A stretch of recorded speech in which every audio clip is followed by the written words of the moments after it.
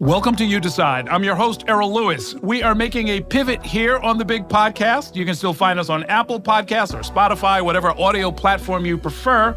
But You Decide is also now on YouTube.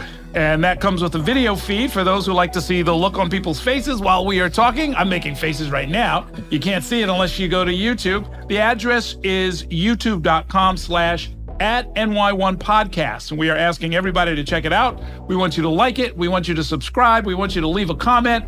We want you to tell your friends and coworkers to check it out as well. So let's get to it. We are quickly approaching the June 24th Democratic primary for mayor. By the time you hear this, we'll be past the 30-day mark. And with early voting, we're talking more like 20 days. The pace is picking up. A lot of the candidates are getting their matching funds from the Campaign Finance Board. They are buying ads, including on New York One, by the way. Lots of ads coming out now. One of the candidates I'm talking to today is Zellnor Myrie. He's been a state senator representing the 20th District in Brooklyn since 2019. The district includes all or part of Crown Heights, East Flatbush, Park Slope, Prospect Heights, Prospect, Lefferts Gardens, and Windsor Terrace. I happen to live in this district, so Mr. Myrie is my senator. And it's worth noting this is the same district once represented by a guy named Eric Adams. Zellnor Myrie, born and raised in Brooklyn. He's an attorney. He graduated from Brooklyn Tech and then Fordham University and then law school at Cornell.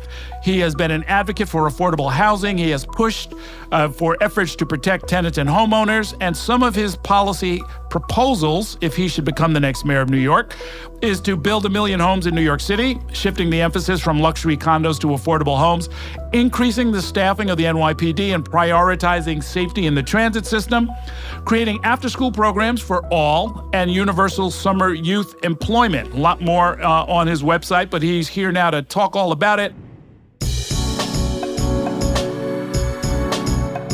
Thanks for coming in. Great to see you. I'm excited to be here and especially excited that we're up on video. Yeah, absolutely. In fact, take this and propagate it. You young people with your internets. You've done a bunch of forums. You've done press conferences, fundraisers, the whole 9 yards. It's much different from running in a Senate district, isn't it? It's exciting. I'm born and raised in this city. So I, of course, have my own lived experience from being born and raised here. But running for mayor is orders of magnitude higher than running for state senate. And it's been really fun. You get to travel around the city. You get to hear from a lot of folks, different perspectives, but in many ways, a lot of the same concerns and a lot of the same issues. And so it's been an exciting journey, one that I'm looking forward to continuing to put our vision out on, and let's keep going until Election Day. Talk about affordability. From the top of the income scale all the way to the bottom, the billionaires are complaining about their taxes. The millionaires are complaining about their taxes. The working class are talking about their expenses. Everybody's got an affordability issue at this point. Let me be very clear. If you're a millionaire or a billionaire, you're doing okay in this city. You're not struggling. It is the working class people of this city that are having a hard time, and that's not just campaign rhetoric or hyperbole. The numbers say that. The folks who have left this city, we had in 2023, we had 78,000 New Yorkers that have left. They have been middle and low income New Yorkers, and that is mostly a function of the cost of living. The rent is still too damn high. People can't afford childcare, and we have to do something about this. This has consequences for the city, not just individually, but for all of the things that we care about, the services that we want to provide. If people leave the city, we have less tax revenue. If it is not an attractive place, we have less tax revenue. And less revenue prevents us from doing things like universal after school and providing the services we know people need. Do you think of the mayoralty right now as a vacant seat? Is this about removing Eric Adams, or are you assuming that was going to happen anyway? Look, I entered this race in May of last year. I opened an account to explore the run. We made it official in December. But back in May of last year, there was no federal indictment. There was no Donald Trump presidency. Many of the candidates that are in this race now were not in that race. And I had, at that moment, knew that the city was going in a wrong direction.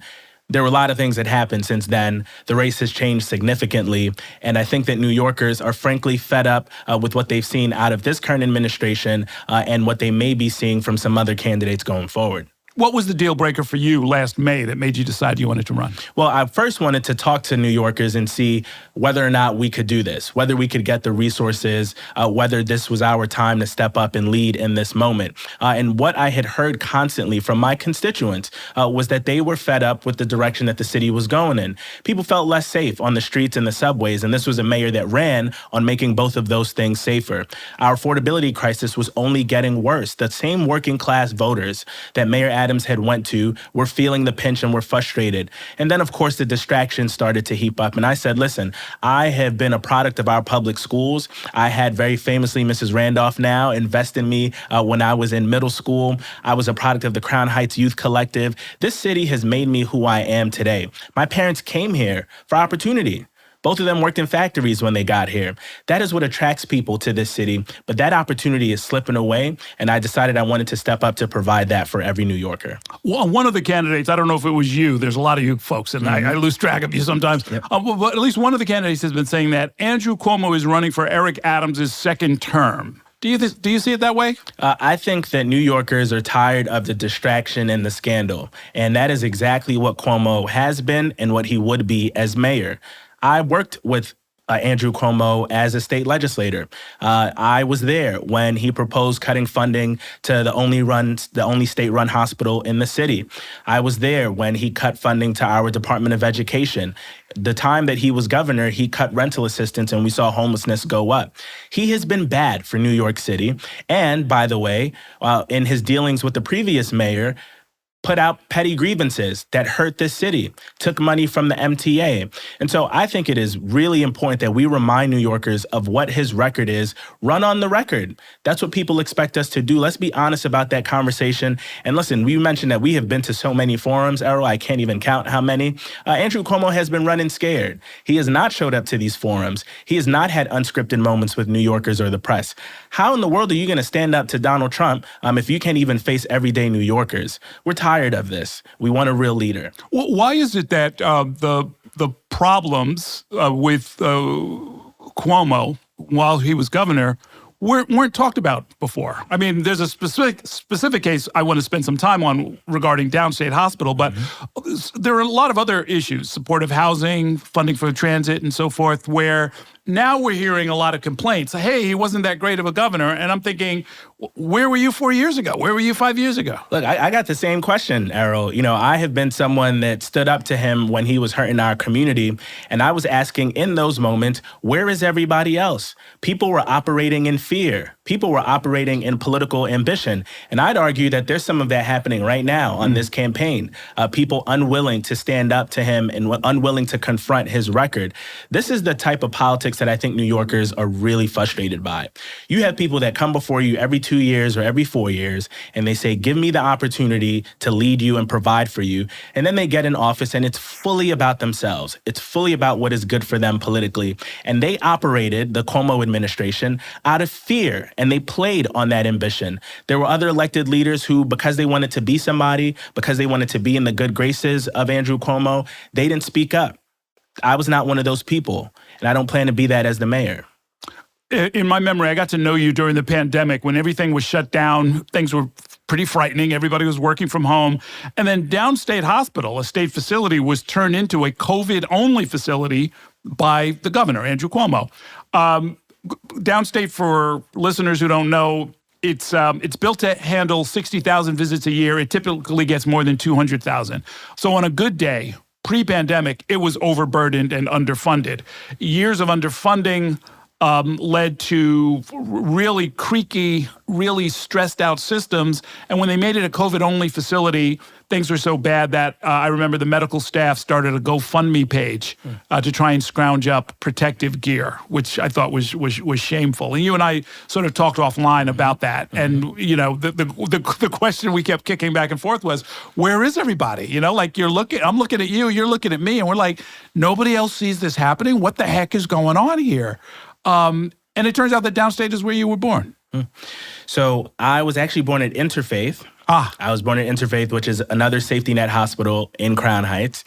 Brooklyn Jewish? Down the street? Oh, okay. Yes. That's down the street from my house. Yes. Okay. So I am someone who is speaking about this from actual experience.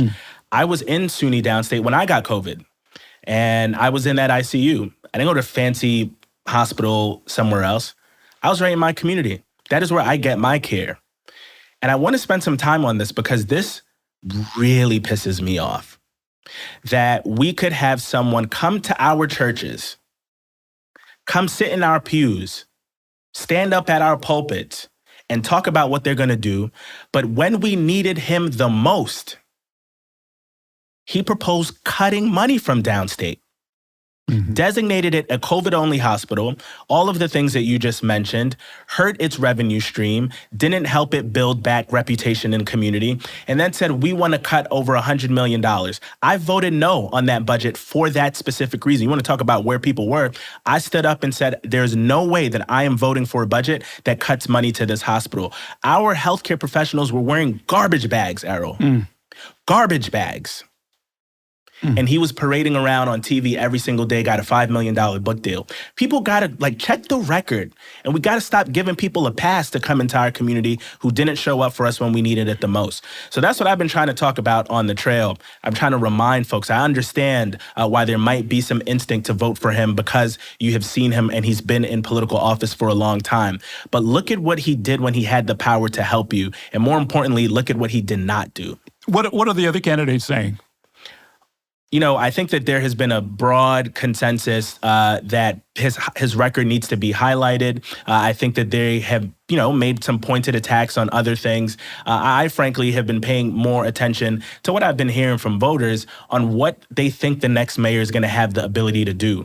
And if you were someone that cares about someone standing up for you, not the donors, not the billionaires, not the millionaires, but standing up for you, then look at Cuomo's record and see what he did. He stood up for his donors. He cut taxes for millionaires and billionaires instead of putting money into rental assistance and putting money into our hospitals. That has not been the leader that I have been in my community. And that is why I think we need to turn the page. And let me just be honest, man. Look, we're on a podcast, on a YouTube. Running for mayor, there are a lot of things that are exhausting.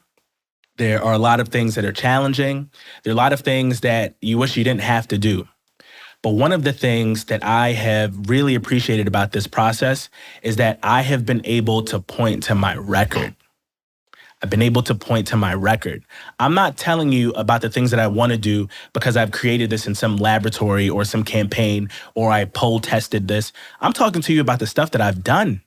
So let's talk about the record and let's talk about his record. Okay. I definitely want to talk about your record. Let me just round out the downstate conversation, though, because even when the pandemic subsided, we heard that even after Andrew Cuomo had left office, that the next governor, Kathy Hochul, was going to close downstate. And I remember, called you up again, called my state senator. We're like, what? Yep. How can we do this? We're underserved. In this community, there's more maternal health challenges, there's more public health challenges, more mental health challenges. This is the only state hospital, and now they're talking about closing it. And so you came up with some more money since we're talking about records. Yep.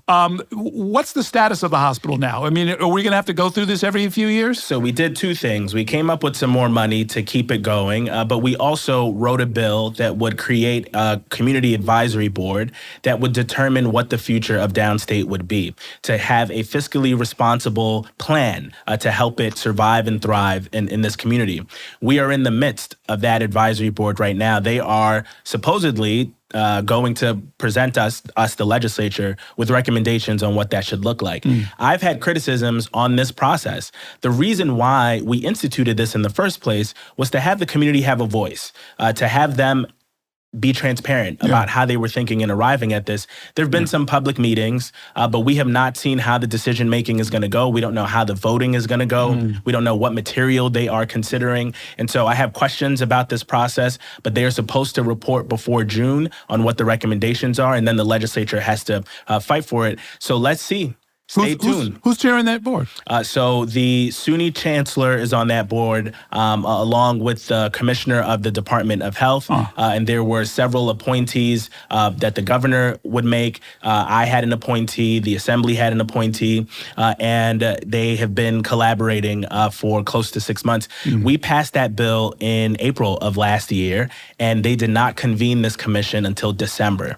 And so they lost 6 months. So I have questions. We may very well be back in a fight, and I'm not the one to play with.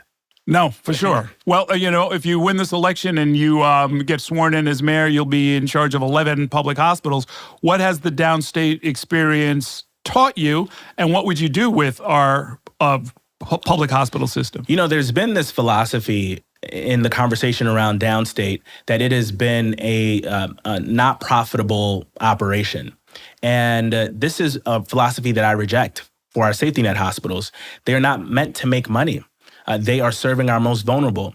They rely almost exclusively on Medicaid reimbursements. Our Health and Hospital Corporation is similar. Our public hospitals rely on that Medicaid reimbursement. They are not meant to be profitable, but they are meant to service people, and it doesn't mean that they should not provide high-quality health care.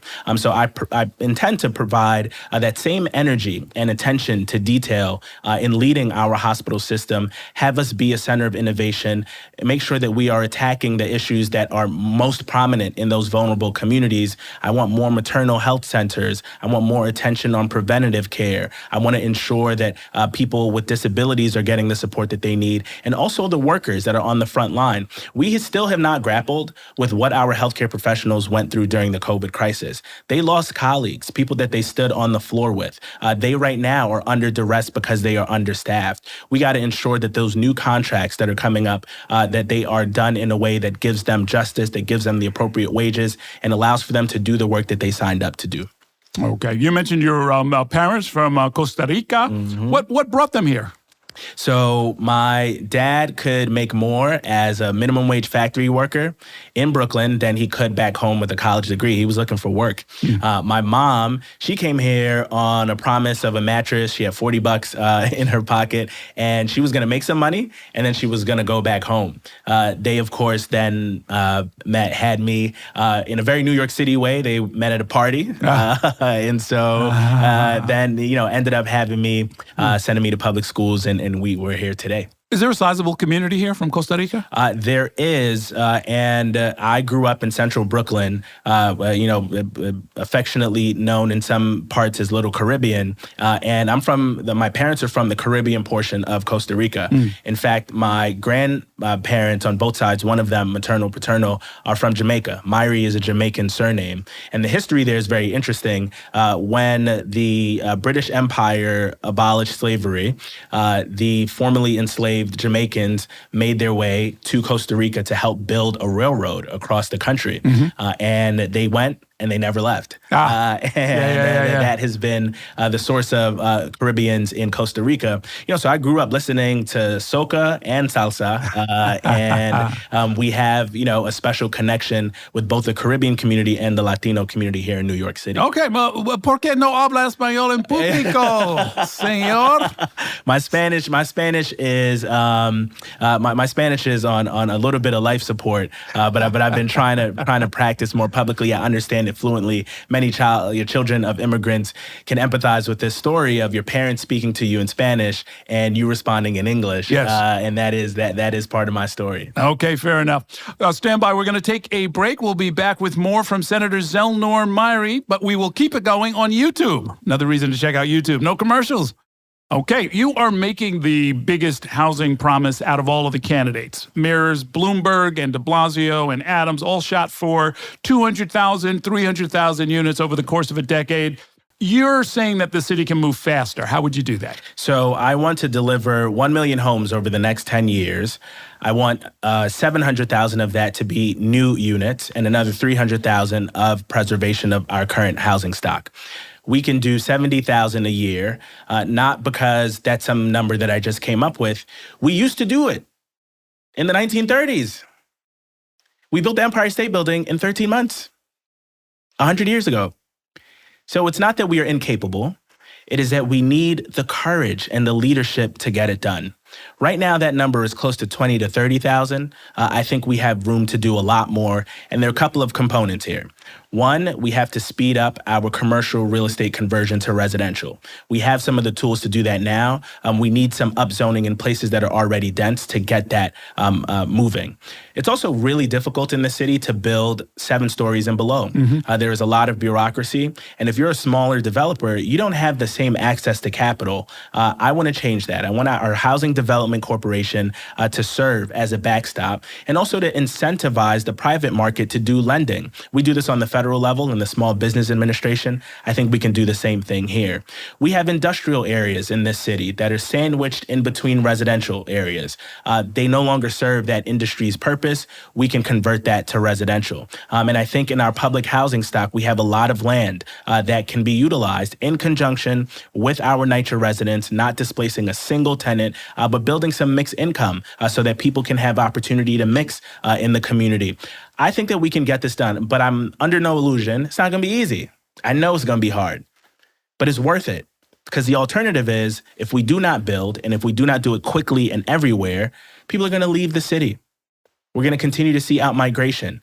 And that's not a future that any of us want. What is your sense of if you got $1 million built over the course of the next 10 years, what would happen to rents? Would they actually drop? Would they stabilize? What would happen? So the rents would drop. And this is in part a simple economics equation of adding more supply to bring down the demand.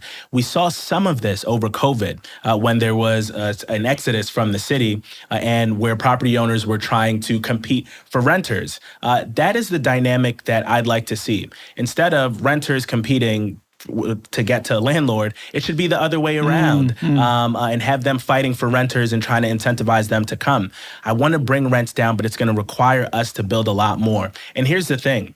The opposition that is faced with development is not something I'm unfamiliar with. I've had it in my own district where on the side of Prospect Park in my district where I grew up, we've seen over the past 10 years close to 4,000 units developed. But on the other side of the park in neighborhoods like Windsor Terrace, that number is closer to 300. So when there was a proposed development in Windsor Terrace, I came out in full support. And I had emails and calls, very New York, colorful language. This is the Errol linen? The Errol linen, yeah. Where people saying, you can't step foot in Windsor Terrace if you support this development. And I said, first of all, I'm from Brooklyn, so I'm going to step wherever I please. But also, I think it was emblematic of what the resistance can be. So some people said, well, Z, are you prepared to have entire communities hate you? So... Yeah. The job is to do what is best for the entire city. Sure. And I'm prepared to do that.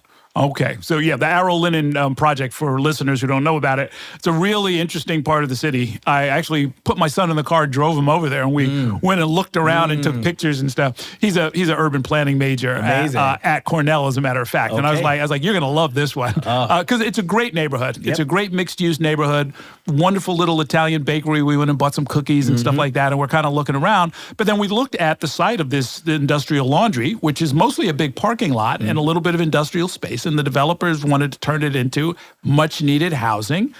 There's subway lines. There's it's got everything you need. It's got everything you need. And people who say we can't put one more person in this neighborhood, but we somehow expect rent prices to stabilize or come down. That's just not reality, right? It's not reality. And I can be empathetic to pockets of New York that have been subject to a lot of development very quickly, where people have seen shiny towers go up, but they can't afford to get into it. I understand why hearing this message that we got to do more building doesn't feel real to you. But the truth is that we can't overburden one neighborhood. We got to do it everywhere. And that's what's going to help us drive the cost of rent down. That is what my intention is on this plan. So now, real talk for you. Yep. Your salary, I don't even know what it is right now, but it is public, so you can say what it is, right? Yeah, but I think it's 140. 140, 142? Yeah, 140. It's less than 148, which is the city council salary, right? Yeah. And can you buy in your district, in your neighborhood? So so I was literally born in Crown Heights. I went to elementary school in Crown Heights, and the average cost of a home is close to $900,000. Yeah. Across the city, that number is $860,000.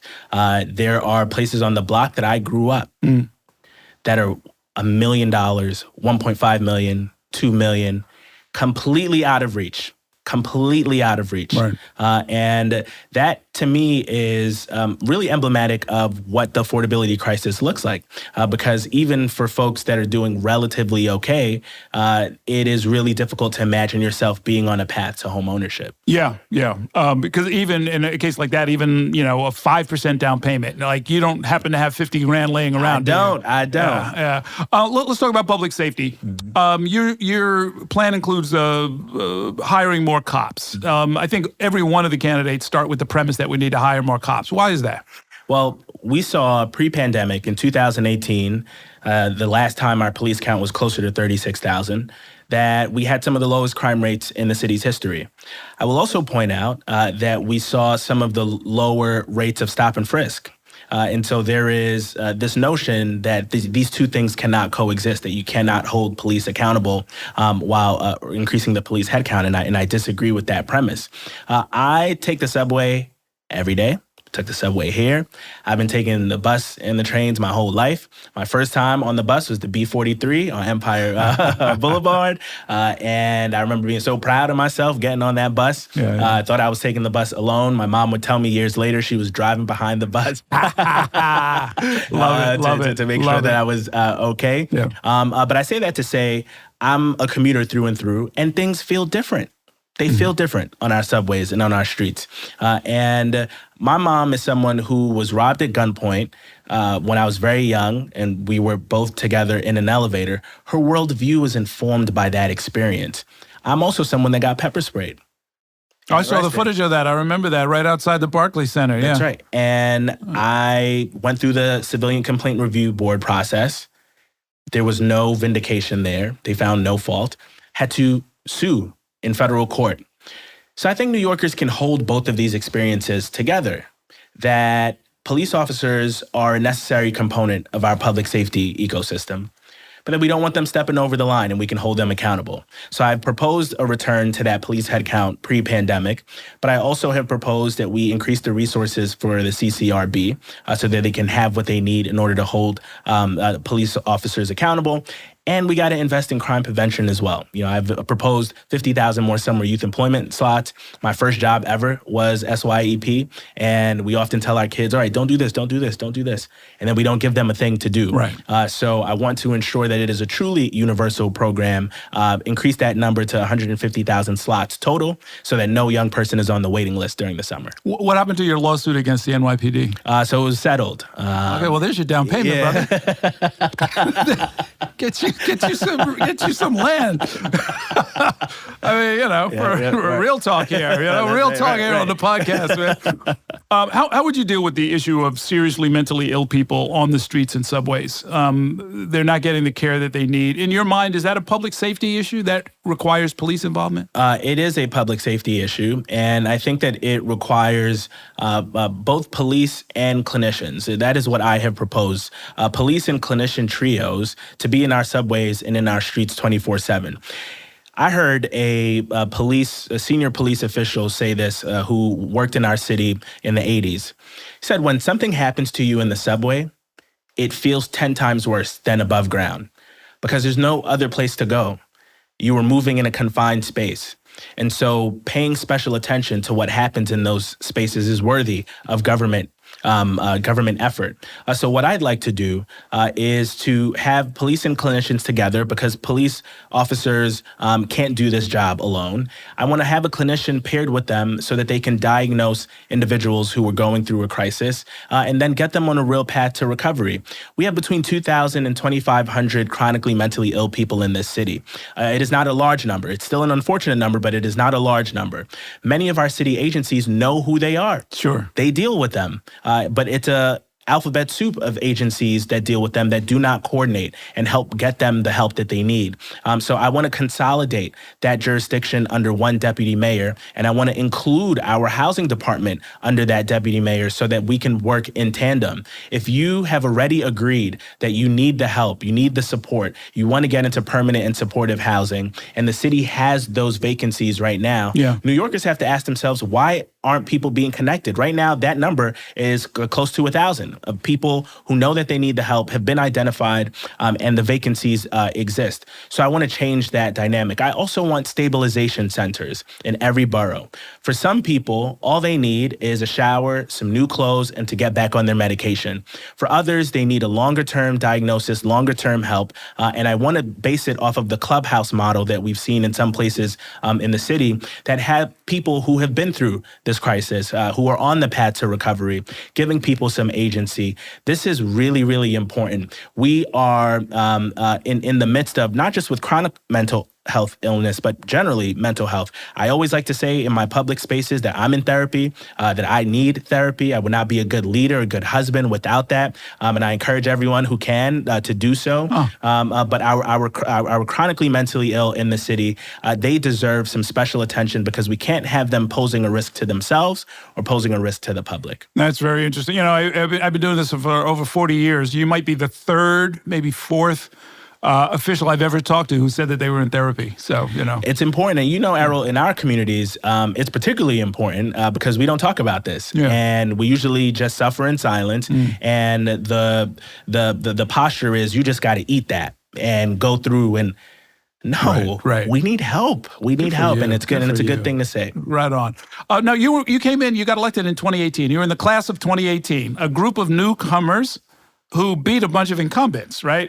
Everybody remembers Alexandria Ocasio-Cortez, but there were a lot of you folks at the state level. I remember people bouncing around here with the word swagger's been a little discredited in New York politics, but you all came in and, you know, and a lot of you ran as a team in a way, right? Talk about that race and what that year meant in New York politics. You know, this is a really underreported chapter in New York's history because what we had seen for a long time was in the upper house of the state legislature, in the state Senate, the Republicans had maintained control for the better part of a century. And this was enabled in some ways by a series of governors, the last of which was Andrew Cuomo.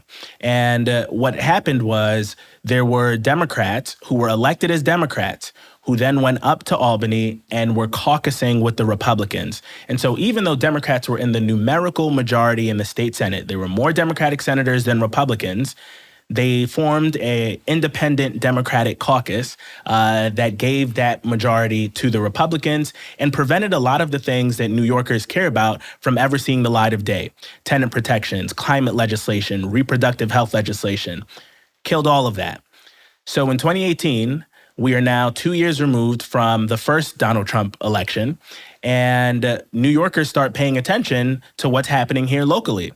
And my state senator at the time was one of those Democrats, elected as a Democrat, caucusing with the Republicans, and we ran against him. And everyone said, you can't win. This is Eric Adams's protege. They've been in office for so long. You're not going to have a shot. It's a long shot, yada, yada, yada.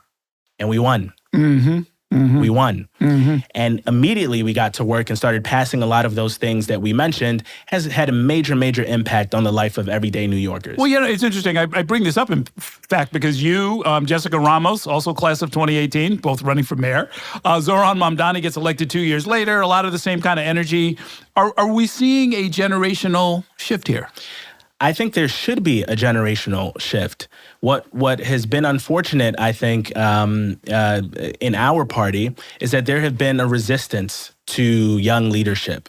And there has been a wait your turn attitude to say, well, all of these ideas and energy, that's nice and that is cute, but you got to pay your dues the way that we had to pay our dues. And in the interim, people can't afford the city. People don't have good health care.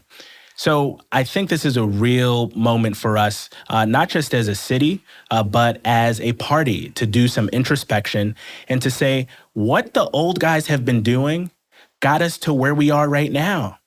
Sure. We are here because of that. Yeah. So let's turn the page. We saw what happened in 2018. We were able to bring some new energy. I think we can do the same thing on the local level as well. Yeah. I mean, and there were a number of reforms, I remember, because you were, in the election committee. And, we got early voting. We got, registration up to 10 days before the actual primary. A lot of reforms right off the bat. Right off the bat. Literally my first day on the job, Errol, we passed early voting. I will never forget this day. Obviously, it was the first first time I'm walking into the Senate chamber.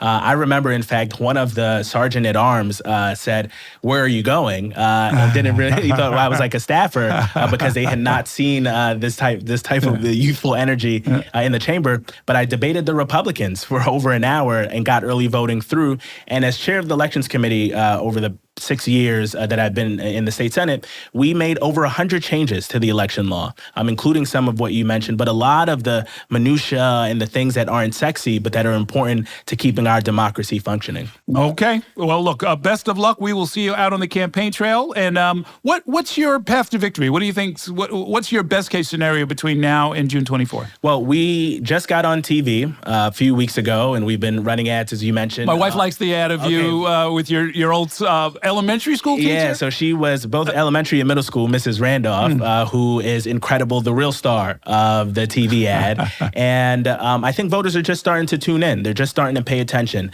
I've been hitting multiple churches on Saturdays and Sundays. I've been in community centers. I've been all across the city. And I think we've laid the right foundation. I've raised enough money to get our message out to the voters. And I'm excited about what is upcoming. We got some debates that you will be participating in. Yes. There's going to be, I think, some real excitement once we start getting closer to Election Day. So I'm going to keep talking to folks about why I'm going to be the best mayor in this election. All right. Best of luck. Thank you. Great to see you. Thanks for coming in.